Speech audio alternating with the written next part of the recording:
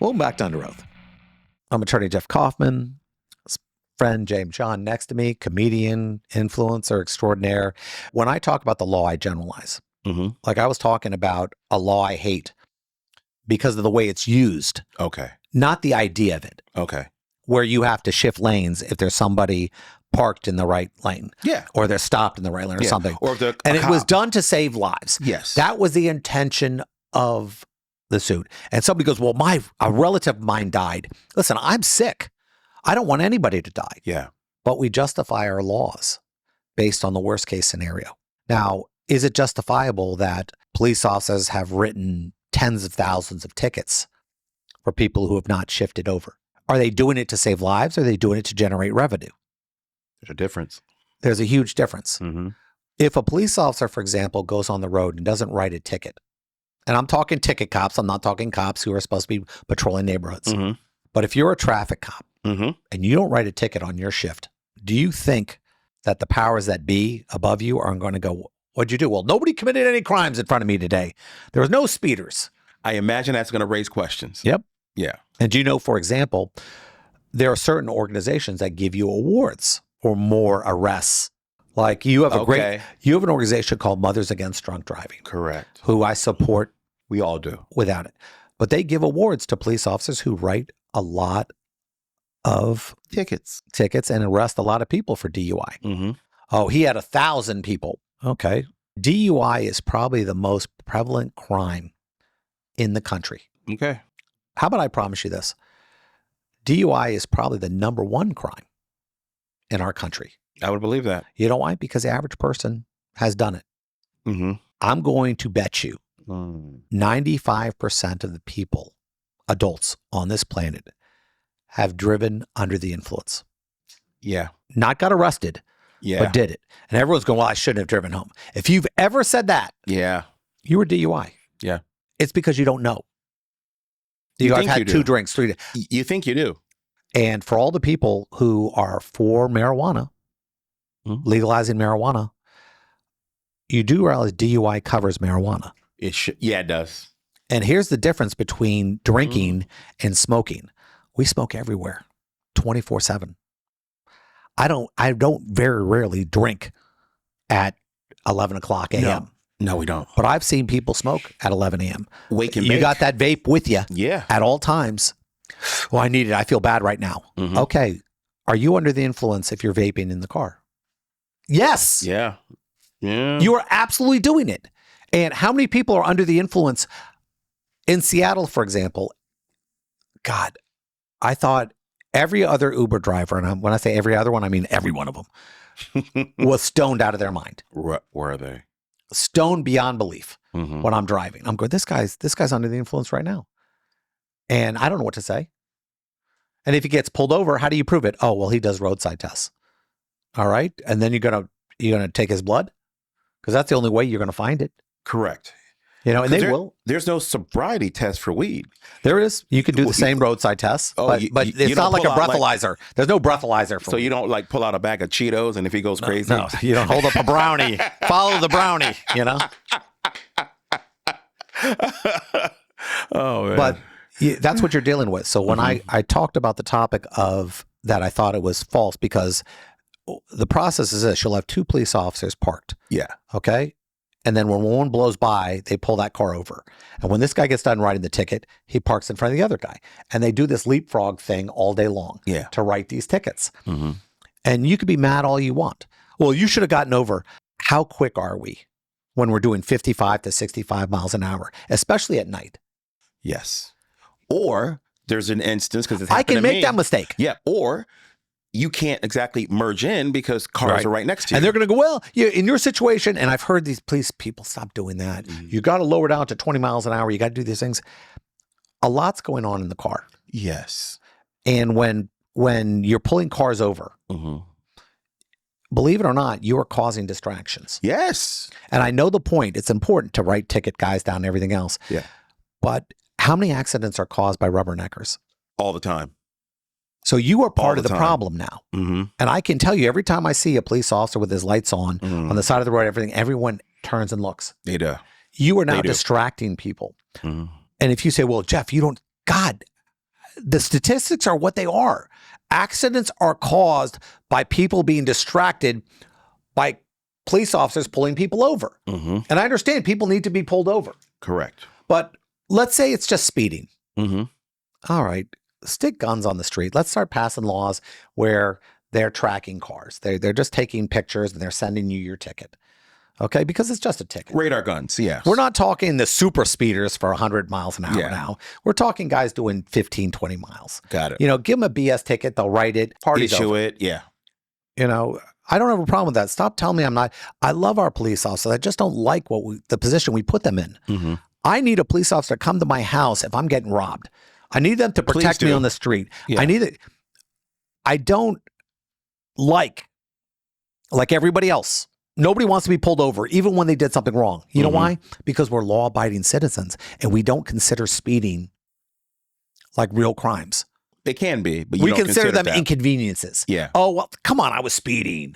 It wasn't like I robbed a store. I was only going 25 And that's over. how people perceive police officers because of tickets, not because they're protecting our lives, you know, in our house when people are trying to kill us. We think of them as ticket officers now, and we have to move out of that. Maybe we can, and we already do that. We have red light cameras. We do. We have this. So why not have speed cameras? I bet they're coming. Yeah. Bet they're coming. So that's all I'm saying. If you're mad about what I'm saying, I'm sorry. I'm not sorry because I'm wrong. I'm sorry because in the real world, this sucks. And we do take advantage of laws. We write tickets, more tickets because we're allowed to. We pull people over for seatbelts now when we weren't allowed to pull them over for seatbelts before. Back in the day. Back in the day. I mean, how many people died in the back of station wagons? I mean, the more we try to help the one person or the 5 people who got killed, the more we create this bureaucracy. And the idea is solid, but the laws are always abused. And that's where things go off the rails. Agreed. I got a good one for you today on Legally Screwed, my friend. My neighbor waved me across traffic. Then I got T-boned. Who's at fault? I was waiting to turn left when another driver stopped and motioned for me to go. As I crossed, a car in the next lane slammed into me. The insurance company says the driver who waved me through isn't responsible because they never actually hit my car. Is that true, or can someone be legally liable for causing an accident without ever making contact? As a driver, I am responsible for my own choices. That's my first inclination. If a police officer instructs me to do something, then I don't have a choice. Correct. Okay? Or I have less responsibility because I was following a specific instruction by somebody who can instruct me what to do. A regular person pointing me to go somewhere, I have a duty to look left. I have a duty to look for my rear view.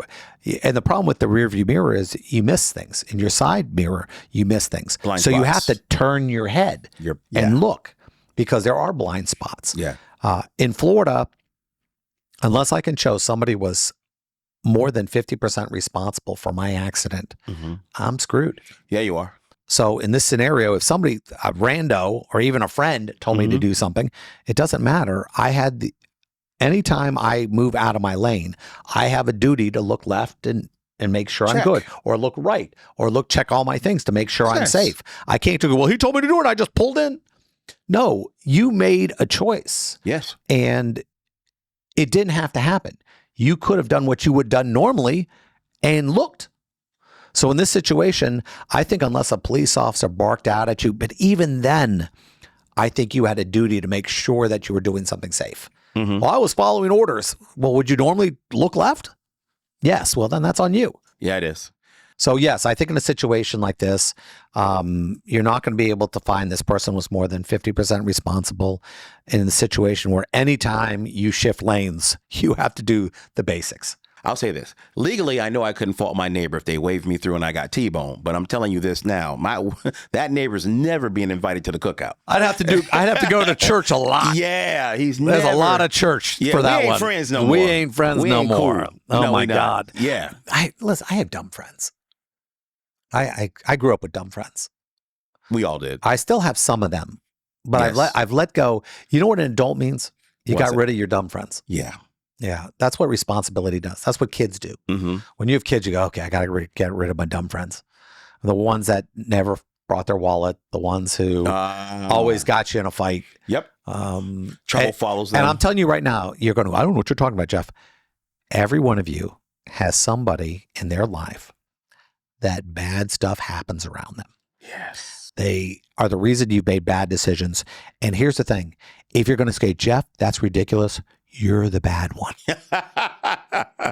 If you're going to say, I don't know what you're talking about, Jeff, you're the one. You're the bad friend. That's on you, son. Man. Yeah. Yeah. No, I've had, if you've ever gotten in a fight because of somebody else's mouth, whether that be female or male. It happens. Yep. It happens both. Yeah. And it normally revolves around alcohol.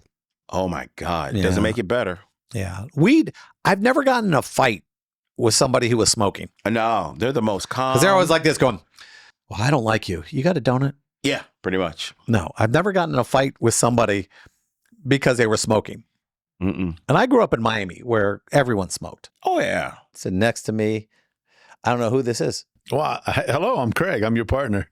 Been partners since '97. I know, but I'm just not used to seeing this. This is like you're not adult used to seeing clothes. this lately. I mean, I'm used to seeing the one outfit that you wear for the last 7 years. The cowboy shirt and the ripped jeans. And believe it or not, that's not the same outfit. And the boots. They're very similar. They all seem the same. Well, yeah. But look, this is what your attorney looks like. When he's attorney in. Yeah. Because every time somebody comes to the office, I'm like, oh, Lord, put a jacket on, do something. But I think they come in and they're kind of sometimes pleasantly surprised. And sometimes they're like going, where's Jeff? Is this the only attorney? Is this, are you going to court like that? Yeah. I don't know what that is, but I do have to say that sometimes. Listen, I have a much better courtroom set of clothes that I wear. Don't think that just because I'm wearing this today that I'm going to look disheveled when it comes time to be in front of a jury. Let's get to the nonsense. Resistance to building AI data centers. For those who don't know, AI data centers are huge computer systems that eat up a lot of energy, a lot of heat, a lot of resources and water and stuff like that. And it's really gotten out there that, hey, we don't want this in our country. Well, here's a solution. The data center they don't want, or they don't want AI to take hold? AI data centers are the ones that eat up all the energy. So they're not upset that a building is being constructed. No. They're just upset that it's going to house a bunch of AI super servers. Yeah. Now, here's a solution, people. This is the way it works. And, watch us. Say no. Say no. If you're in a state that goes, okay, we don't need the money, say no. Remember the Amazon factory in New York that was supposed to be built? And a certain congressman, and I'm not going to, this is how stupid it is. You're not going to name the I'm not going to name it because you're not going to name the certain congresswoman. No, because who blew that deal up. It just seems millions and probably billions of dollars, hundreds of millions in taxes. We're talking income taxes. Right. The issue was, well, we could use our tax money for something else. It doesn't work that way. You don't save taxes by not giving tax breaks for a business. If you give a tax break to somebody that isn't paying taxes to get them to come to your state, you're not losing money. No. Now, there's a term called opportunity cost, meaning that, somebody else could have. Sure, if you have limited space have somebody else, and I can only take 3 companies a year, right? Yeah, well, then you don't have to do that. You don't have to entice people into your state when it's that tight. I will give you the news on allowing businesses or not allowing businesses. If you think it's so detrimental and the amount of funds that are coming in aren't worth doing, don't do it. That's simple. Seemed like a lot of decent paying jobs would be generated in the maintenance and upkeep of these data centers. Taxes. They got to be run really cool, right? So you got a lot of AC guys, HVAC guys are going to get jobs. Roofers are going to get jobs. Construction people are going to get jobs. You know what confuses me? No. Supposedly it's a lot of heat. These AI centers use a lot of heat. And they have to use a lot of water to cool it down. Like a nuclear reactor? Like that much heat? That's what I was thinking.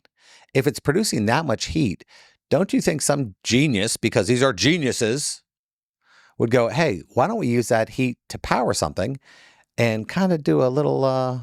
We could use the heat to heat up that water, and the water will produce steam, and the steam will make this turbine spin, and there you go. Yes. But we don't think like that. Hopefully anymore. it works that way. I don't think no, it does work like that. Okay. Nuclear power does heat. We have nuclear power. I can't imagine one of these things uses more heat than in a nuclear facility. I mean, we put those in the middle of the ocean. We don't seem to care. Jeff, you should patent that idea. It's already taken. Some dude did it like 20 years ago, and he's not doing anything with it. But he'll sue you if you use the heat from the AI centers. No one. I would think that'd be a smart thing to do, and you'd go, okay, let's do this, and kind of circle of life kind of thing. Now, for some basic research, it looks like a nuclear facility uses about the same amount of water. Now, what confuses me about this is we do know that heated water turns turbines. Why can't we just devise a facility that does both, that produces energy and uses it? I'm going to bet that there's some government regulation that will make it impossible to do that because that's how dumb we are. And why can't we use salt water? There's probably some regulation preventing that too. I don't know. I'm not sure about that one. But I think salt water... somebody will come screaming and say, oh, you're destroying the marine life. Think of the turtles. You have places that need heat and we use natural gas and everything else. But what if we can run these heat lines under cities and use the heat to actually heat homes? You know what? We shouldn't become lawyers. You should be Secretary of the Interior. I need Jeff. to be in a think tank right now. Remember that movie Night Shift where it was going to edible paper? He's got the microphone, he's got the tape recorder at all times on him. Feed tuna fish large quantities of mayonnaise. Just crazy stuff like that. There has to be we're smarter than this. I've always said really this. Not. We're really okay. Not. Elon, the guy who owns Nvidia, Bill Gates, everybody. Let's take about 5%. Since California wants it anyway, we're going to take. You're taxing the rich now? No. No, I'm doing something smarter. I'm calling it something. No. I'm doing the same thing, but I'm calling it something We're going else. to create universities, private universities owned by these companies to create patents to save the world. And it'll be paid for anyway in the patents. Think of it this way. Normally these guys go out and get smart guys after they graduate. Let's get them before they graduate. This sounds like communism. Stop it. They're getting paid. They're making good money. Capitalism. And you'd want to be associated with these huge, MIT might go, oh, we're brilliant, everything else like that. But they're really not getting the funding that if they were funded by an actual, little funding, they go, here's a grant from here. But let's say the whole school was about saving the world, coming up with these innovative stuff where you have these great projects that are just creating great things. Like this sounds like an easy solution. So you want to have a sit down with all the richest guys that you just named and said, all right, all you guys are going to chip in X number of dollars. We're going to open up a university. And the sole purpose of this university is to save the planet. Improve things on the planet, create great technologies that improve the planet. Because I'm sitting here like this going, okay, you have a large amount of heat, which is exactly what we run nuclear facilities, coal plants, everything else like that. And we can't go, well, we got this hot thing. I wonder if we could use this heat to make energy. The steam engine is based on that concept. I don't think it works that way. I think the problem with the AI server farms is that the heat's in the wrong place. The heat is on the chip. I don't believe it. I'm not buying that we can't use the heated up, the chips. The chips are like basically a nuclear reactor. It's giving off heat. And we run the water by. But you need to transfer this heat. Got it. And you're transferring it with water. Into a steam engine. As soon as you steam engine. Put the water. Steam engine. It pulls the heat off of the chip. Steam engine. Puts it into the air. We ran trains off it. Steam engine. Creating steam. I'm getting there. Right. So we'll have a steam engine on the second floor of the server farmers. Right. Okay. And it's pulling less energy. And it use the energy to pull the water from the lake across. I think by doing things like that, you slowly, and the idea of power, for example, they always say that power, it takes a lot of energy to take saline out of the water, like to desalt water. That's always been a big issue. Well, heat goes to energy. Has anybody not thought of that? Are we the first ones? Could we be the saviors of the universe? I don't know. Jeff and Craig's excellent adventures. I don't know. Oh, this is your idea. This is your idea. It's not my idea. How is it not your idea too? I'm just sitting here. It's not a common sense laughing thing. along with you. What are you talking about? It feels common sense. Well, steam is pretty common sense. Steam. Yeah, I don't Steam. think- I don't It think you creates can- a boatload of I don't steam. think you're getting a patent on steam, Jeff. I don't want a patent on steam. I just want it to run something. I don't care if it pays for the electricity in the break room. You got to be able to use it. And especially when you're talking about thermo energy, where it's uses heat that's coming out of the ground, where they use it in all these great countries. That nobody has thought of this, or at least the thought to try. I feel they are so caught up in being angry and being profitable that nobody goes, you know what we can do? You know, this place in the middle of nowhere, they've been working off coal. Why don't they just work off the energy of the chips that we're creating? I'm a little alarmed that much water is used to cool these AI. What do you think a nuclear facility is? I didn't realize how much water was used. Yeah. Nuclear facilities are brutal. And how much fresh water is going into a nuclear facility that's off, like in Florida has Where are we getting all this water? Oceans. Why not? We have it. I mean, this isn't like water world. I feel like you're kind of shooting from the hip there. Is that where we get the water? I don't know. For the nuclear facilities? No, because some are in Russia. They don't have, they're in the middle of nowhere. Like Chernobyl is in the middle of nowhere. I mean, we do it to power things. So why don't we do it to power stuff? Now, I think the real issue is it's because it's AI.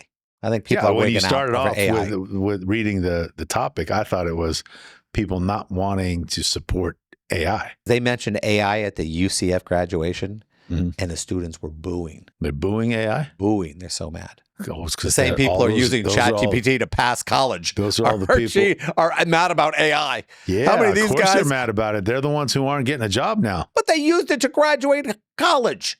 Yeah. Well, these are the guys who my report. I read in the report through another AI to make it seem more human. You don't understand. It's the goldfish theory. It's like whatever I need to be true right now is what is going to be true right now. AI is good if I'm trying to use it to pass college, and it's bad if I can't get a job. Well, I mean, we're already not having kids. The robots are taking over anyway. I mean, Elon's going to have the robots running, and we're going to be just like Wall-E, sitting around getting fanned by a robot.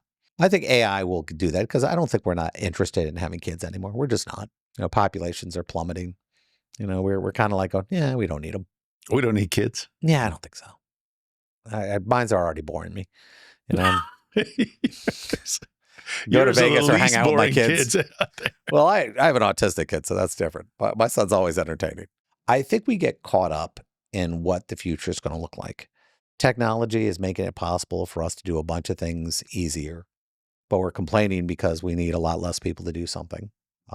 People are going to ask about the law. How does it affect the law? How does it affect our profession? I think it can affect our profession in a fantastic way. And I think it also does something else. We've created a bunch of lazy people. Kids don't need to drive anymore. I mean, remember when you wanted to drive? Couldn't wait to get my driver's license. They're waiting. The day I was there on my birthday. They are waiting. These kids are waiting. Yeah. They're 20 years old, can't drive. So let's get back to the AI stuff. There are options. These communities might be right. Some people might be right and say, hey, listen, let's not just set up something where we don't figure out how to get the most benefit and do the least harm. And I think that's probably something that has caused most technology and innovation is when we can't do something that can be very profitable and we figure out a way around it. And I think it's doable. Today, I have the privilege of talking to these two gentlemen from Super Troopers 3, Jay Chandrasekhar and Kevin Heffernan. Woo! Hello. I took a bunch of people to your movie last night, gentlemen. That you do not disappoint. You got some laughs. That's good. Oh, it's brutal. It was brutal. And I'm not spoiling any of the movie. We can promote that and we can promote your new book, Power of Meow, but we'll move on from that. Yeah. Before we got into this, I was discussing the design of this popcorn bucket. And when I first saw it, I thought it was Sergeant Slater from like the WWE and everything. Right. That's kind of. Now, how does this even do they even run this by you, or they're going, hey, this is what we've got? Yeah, they showed it to us. They showed us a prototype, and they showed us there's also a liter of cola you can get.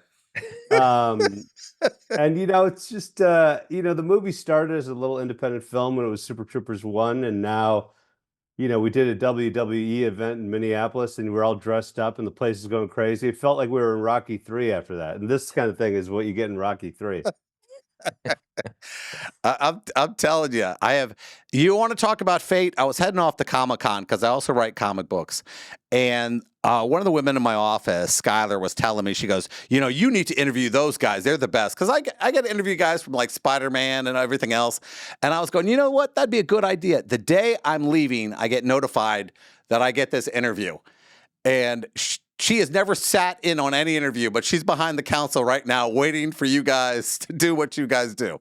Nice. Nice. We were at Comic-Con too. When did you guys have to show up? Did you guys show up on Thursday, or was like a one day there, in and out? We were there Thursday and we left Friday. Yeah, we had a screening out there, and it was a blast. We took over some sort of restaurant on this main street there. Yeah, and the gas lamp. That's where you guys were. Yeah, it's great. It was fun. Now, how you got to say, that is nerdvana. You go there, I saw the lines wrapped around a room for that thing. And I'm thinking to myself, God, this is kind of cool. And how much of an honor when they say, hey, we're going to spend the money to promote you guys at a million people see that. Yeah, it's awesome. I mean, we've gone down a couple times over the years and done the promotion stuff, but never to that extent, and they got this gigantic truck that they branded with this thing, and it really was kind of impressive the way they kind of tricked out all that stuff. And yeah, like you said, there's just so many people there. I think there's like 15,000 people went through our activation site or whatever it was that day, and it was incredible. I always see stuff like that and say, I'm going, what's the hottest thing in San Diego? And you're going, what did people do? And that they did that for you guys, that was huge.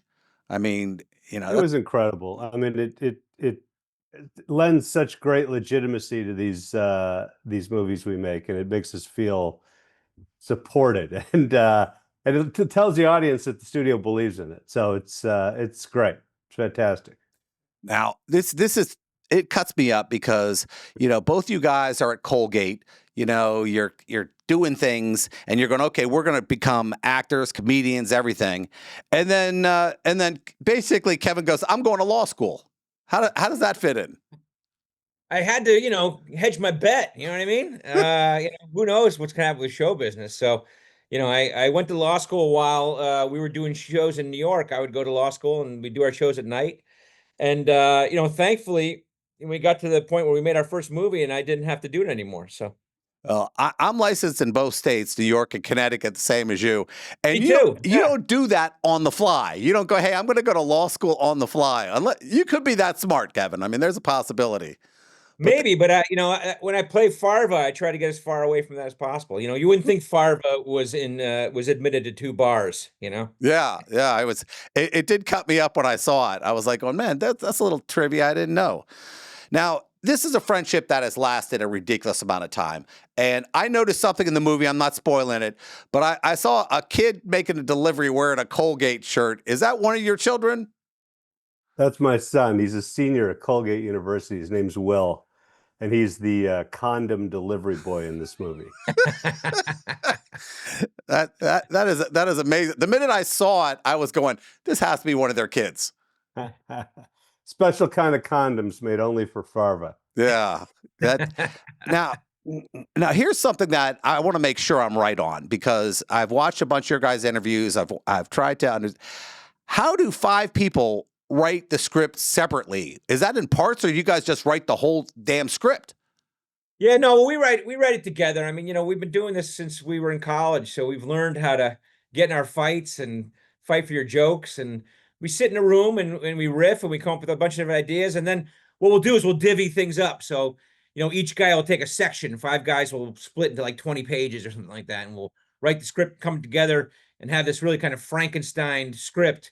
And then one guy kind of takes it and starts putting all the stuff together. And it ends up working out, pretty well. We've got it down to a kind of well-oiled machine now. And we don't get into as many fights as we used to. Now, when I watch this movie, every time you guys do something, I write comic books, I do stand-up, and I'm going, is there a limit where you guys go, hey, I've got this idea, but we can't do it? Yeah, I mean, occasionally we'll run into that. We try to do the purest version of the joke, but on occasion you're like, let's not end our careers over this joke. And so we'll run right up to that line, cross over a little, and then duck back. Now, that's a hard thing to be able to do because when you really commit to a joke, you really want to. And I can't imagine like a studio note going, yeah, we aren't doing this. I think the bar for us is that, we have these 5 guys, and if you can make the other 4 guys laugh, then it's probably going to make it. And we don't get too worried about what the outside world, and then we can go into the studio and be like, hey, these 5 guys think this joke is funny, and it's hard for them to fight with that. So I don't know. I think we're our own sounding board, One of the things in comedy over the last couple of years, things are tough because you're always worried about, does that joke go too far? Am I going to offend the wrong person? Everything else.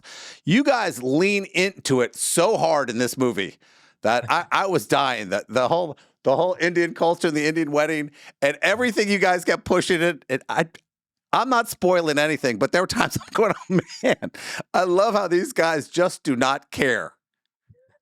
Well, you don't buy a ticket to the movies to watch people play it safe, like particularly not in the genre we've picked, which is R-rated comedy. We have, like we worked 32 drafts of these jokes where they're very crafted, very organized. And yeah, we're trying. We also, yeah. we hired an Indian director, so that gives us a lot of cover. I hear that's the way you do it. I wasn't quite sure. There's always a road in. Now, here's the thing. I'm sure that when you 5 guys are on the set together, it is like Christmas every day. You're going, I can't believe I got to do this and I got to do it with my friends. I can't even imagine, the months of shooting and how cool that must be for you guys. It's pretty shocking. Yeah, it's pretty shocking. Every time it happens, we kind of pinch ourselves and can't believe that these 5 guys who were friends in college are still doing this and getting paid to do it. And whatever. We still have our fights and our rough patches or whatever, but for the most part, it's like summer camp for us. Now, when you have so many people on the set and you have so many, and let's just say alpha guys who are comedian, they're funny guys, they're doing these things. When there's a disagreement, is there a rule that all 5 of you've got to vote or something, or how does that play out? No, we really we try to, if there's a major disagreement about a small joke, we'll shoot both jokes. If it's a plot line thing, then yeah, we're going to have to really ride the vibe and see what most of us are thinking and kind of go down the road of the majority a little bit. Yeah, but jokes, we just shoot a lot of jokes. Now, this movie had to be shot, finished about 8 months ago? We finished it in April. When did it get finished? Oh, finished editing it. Yeah, editing. Oh, editing. I mean, finished shooting. October. Yeah. Okay. Now, that's a lot of time, and I'm sure you're itching going, okay, what's the next movie? What's the next project? Because, we're limited at time, and, I'm still rooting for, like, Beer Fest 3 or something. Yeah, I mean, we've got a lot of ideas in the hopper. I mean, I think, like Jay was saying, how we really finished the movie in April because, we spend our time editing, right. And you spend your time in this dark room, but working for months and months. But there's a lot of things that we want to do, and Beer Fest and Pot Fest are ones that the fans want, and they've been asking a lot for it. So we've been kind of working on that a little bit. In this movie, you saw it. We teased Super Troopers 4. Yep. So that's another option. If we do well, this weekend, maybe someone will give us some dough to make another Super Troopers. I would like to talk to the network exec who goes, what would be a great weekend to open this movie? Because there are 42 theaters playing Spider-Man in the theater I went to last night. I mean, can't we go up against like, something like Scooby-Doo 8 or something? I mean, just get a sliver of that Spider-Man money. We'll be happy. Yeah. I mean, that's a tough one because, you're hoping that enough people get to go to the theater, and how do they even set that schedule? Go, okay, we're going to release it the week after Spider-Man or something like that. Well, they're hoping. They didn't realize Spider-Man was going to become the biggest movie opening of all time. And once that happens, I'm sure they second guess their choice. Yeah, there's some guy with updated his LinkedIn profile, put it that way.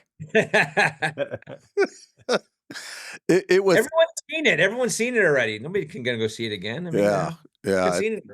It's an amazing thing because I always see such good movies and such fun movies that you think, if they just gave it a week or two, the numbers could be different. But the cool thing about you guys is you guys make more people view your stuff streaming over and over and over. You might see Spider-Man once or twice, but people are going to watch your movies, with Taco Bell and legal legal weed for years.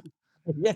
Well, I think that's what the way the first one kind of caught on, it was people watched it on DVD much more than they went to the movie theater, and I think that's the way our movies work, and yeah, we run into buzzsaws sometimes, like they released Club Dread against the Passion of the Christ back in the day, and we thought we were counter programming would be fine, and by the second weekend we lost every theater we had to the Passion of the Christ. So, we've seen it before, but we know that the fans will watch it, in their living rooms in the end. So fine. Now, I know some of you guys still tour as stand-up comedians, going from the movie theater. And I can tell you there's a huge difference because, I'm a headline comedian too. And being on the road is a lot less glamorous than a premiere.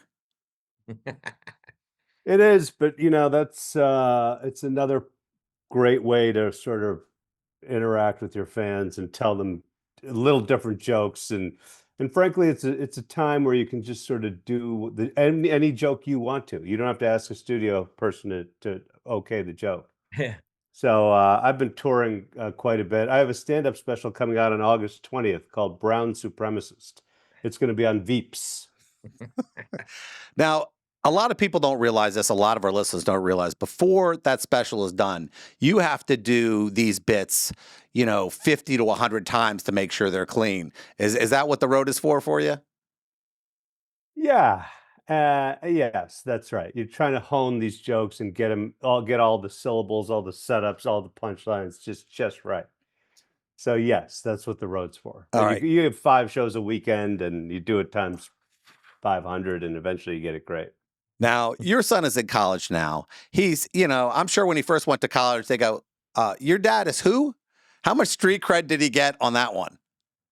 Well, he got a lot because he goes to the same school I went Yep. to and Kevin went to, and he's in the same fraternity. So they're like, they still have our pictures up on the wall because we're we're kind of the most famous Colgate Betas. And so I think he's getting some good street cred out of it. Now, the hard part for you guys is let's just say you went when being in a fraternity was a little tougher than a signature and having to learn the Greek alphabet. Well, ours wasn't so terrible in the sense that there was nothing, crazy like you see in the movies or whatever. I think we just did a lot of drinking is what it came down to. There's a lot of beer drinking, and we got a movie out of it. We made Beer Fest based on all the drinking that we did in college. So It's so funny because you guys have movies that they feel the same, but they're so different in ways too.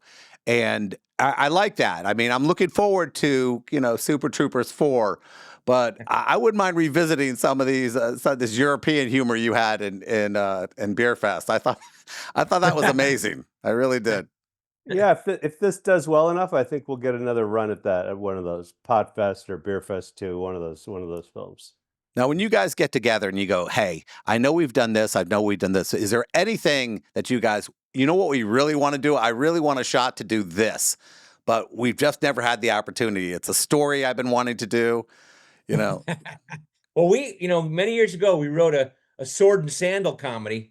And now that the Odyssey is so hot, maybe we get an opportunity to go and make our movie with togas and swords and that kind of stuff. That's something that we've always wanted to do. Yeah, that's like that Mel Brooks History of the World Part 3. You might get away with that. Exactly. Yeah. Ooh. Well, let me think, because this is a great opportunity, and when I see these jokes and I see this thing, now they put you guys in position in movies when some guys, this would be a great joke for him. And sometimes it's more of a torture thing. And I don't want to ruin anything, but they go, hey, you're going to have to make love to an inanimate object. Go. And I don't want to say who had to do it in this movie, but was he like going, oh, thanks, guys, that was good? Or was he really looking forward to it? He improvised that. He loved it. he got on that car and took care of that car real nice. Oh man, I can't even think about that. Now, I did want to ask you something about this, Kev. You know, Yeah. you go to law school, you take both bars. Did you take them both on the same week, or did you have to split them up? Same week. Yeah. Yeah, I had to do that with Maryland. When I took Maryland, then I took. People don't realize how hard that is to go Yeah. from one test. You know, you're tested in New York, then you have to go to Connecticut, or you have to flip them. I don't know which one, but It was grueling. I mean, I am shocked that I did it and then it was successful. now the question you did actually get licensed, which is a weird thing. You know, a lot I of did. people when they move forward, you know, my daughter is in college. She's getting a degree in theater, and I was going, hey, maybe you should try that thing. Now I have a great excuse to be able to, hey, you could be in the movies if you go to law school too. So that's, My dad was a lawyer for years. He was a judge for years. And so he was pretty adamant about me finishing law school and taking the bar. And, we made our first movie right after I finished law school. And I told him that I was going to postpone taking the bar. And he was pretty angry. And he said, Kev, you don't take the ball down to the goal line and not cross into the end zone. And I said, I'll take it. I take it. And so I ultimately took it. But what I learned was, if you actually put your parents in the movie, then they forgive you for everything. yeah, So, yeah. so we put my parents in the first movie, and from there, my dad's been a fan. Now he wants to be in all the movies. So I got past the lawyer thing at that point. Yeah, you can always buy your parents off. You know, that That's works correct. sometimes. That's correct. Now, Jay, is there any place I can go on the website to figure out where you're going to be next? Because I wouldn't mind coming to see you. It's mostly on Instagram. Okay. At J Chandrasekhar. You run out of the letters there, and you end up, Yeah, I'm the you'll Jeff find me Kaufman there. because I can't put the real. It doesn't have enough space. Yeah, I get it. Oh, Well, I can't tell you how much fun this has been. I've been looking forward to this interview. Every time I passed the thing at Comic-Con, because my hotel was right by the setup Okay. and I'd walk by and go, yeah, I'm going to have these guys in about a week and a half. So, sweet. hey, congratulations on everything. I love how they're promoting the movie. Sorry about the Spider-Man issue, but, I'm sure that guy's parking cars. So, look forward to talking to you guys again. Thank you, Jeff. Appreciate it, man. This show is sponsored by Kaufman Lynn. If you or someone you know has been in an accident, contact us at 407-500-JEFF or 407-500-5333 for a free consultation, or visit us at whenyouneedus.com.